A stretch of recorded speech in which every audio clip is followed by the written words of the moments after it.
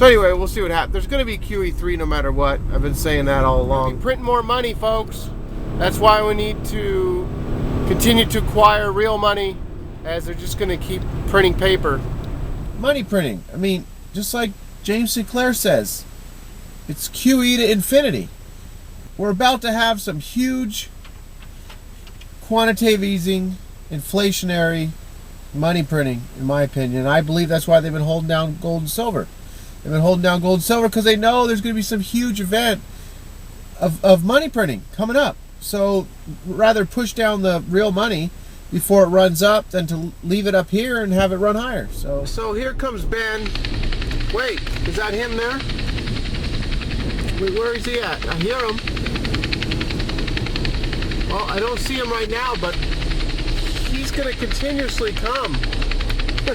This is not just one helicopter drop. He's going to keep coming. Just keep your eyes peeled. You're going to see him. He's going to be coming around in his helicopter over and over and over. No end in sight. This is Jim Sinclair's QE to infinity. You might as well call this QE3, QE4, QE5. Hey, what's that noise? What is that? It's getting louder. Don't see anything over there. What is that noise? Well, here's Chase. Oh wait, this is Chase Bank. Where's he at? It must be Bernanke. Man, it didn't take him long. Geez, here's Wells Fargo. Wells Fargo, Chase. Man, Bernanke's just swooping right in. He's not taking long at all.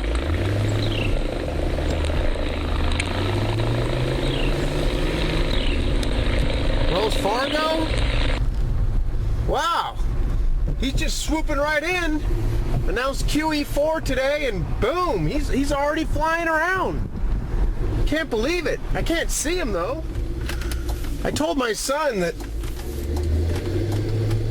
you can see helicopters around the banks, and he's asked me, you know, the junior economist, he's kind of innocent sometimes. He says, "Daddy, how come the helicopters don't drop money on our house?"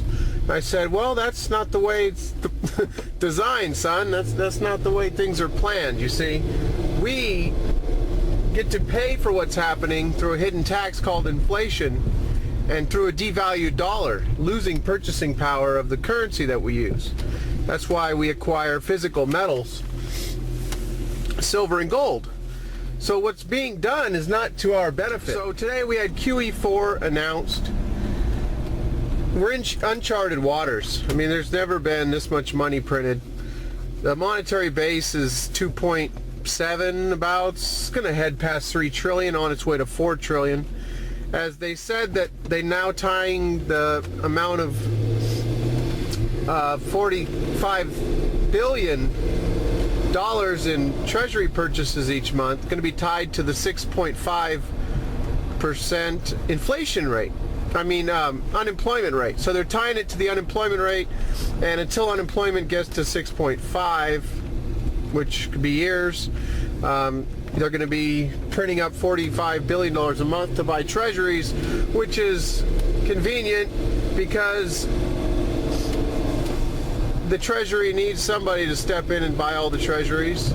China's not buying them anymore. And so here it is, everybody. QE to infinity for mortgage-backed securities is underway, and now we have QE4. I don't know, do we need QE, the Fed strikes back, and QE, return of the dollar killer? I mean, I don't know. You have to remember the extreme growth we've had in the monetary base the past 4 years hasn't been reflected in higher prices yet. But, you know, the cake's in the oven. It's just not done cooking. We're going to have, at some point, extremely high inflation. And that's what they're trying to create. They're trying to not allow the deflation to set in. From all the deleveraging that's been going on, they're trying not to allow that to happen. That's why Ben is known as Helicopter Ben, because back in a speech after 9/11, he was quoting Milton Friedman and said that, you know, we drop money out of helicopters if necessary. So that's what's happening now. We're having that massive helicopter dump, but it's not being dumped on you and I. It's being dumped on the banks. And those banks have taken that money from QE1, QE2, and they're holding it as reserves at the Fed and being paid interest, which they never had interest being paid on the reserves prior to 2009, I believe. So, you know, those banks now have the possibility with fractional reserve banking to take the money supply and multiply it tenfold. So once inflation takes off, it's going to be very hard to rein in. I don't know, you know, when the Fed has to start selling all its bonds, I don't know who's going to be purchasing them. I mean, they say they can unwind this at any time. I mean, they're constructing the mother of all bombs, and they're saying they can defuse it after it's been set at any time. So I don't know. Doesn't look good. Definitely doesn't look good for the dollar. I mean, the dollar's pretty much dead. You can still go use it and buy stuff with it, but there's no turning around for the US dollar. The dollar is like a dog that's been out in a dog fight and been wounded, you know, mortally and almost mortally wounded, and going home, limping home to its backyard to meet its demise. But the crazy thing is, most Americans don't even know the dog ran away.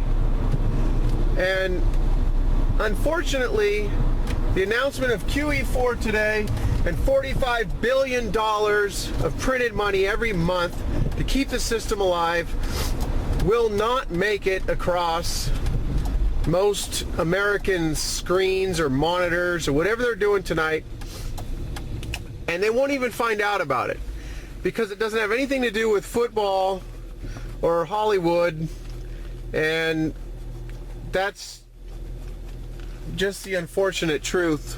And but people like you and I, were doing the best we can to acquire real money, be our own central bank, and try and weather the financial storm the best we can. I mean, I keep having people say, well, you know, your gold and silver can't do nothing for you, this and that. Well, don't think that people like us are not also acquiring food supply, way of protecting that food supply, preparing for the worst and hoping for the best. But man, I don't see how you could be holding on to dollars these days.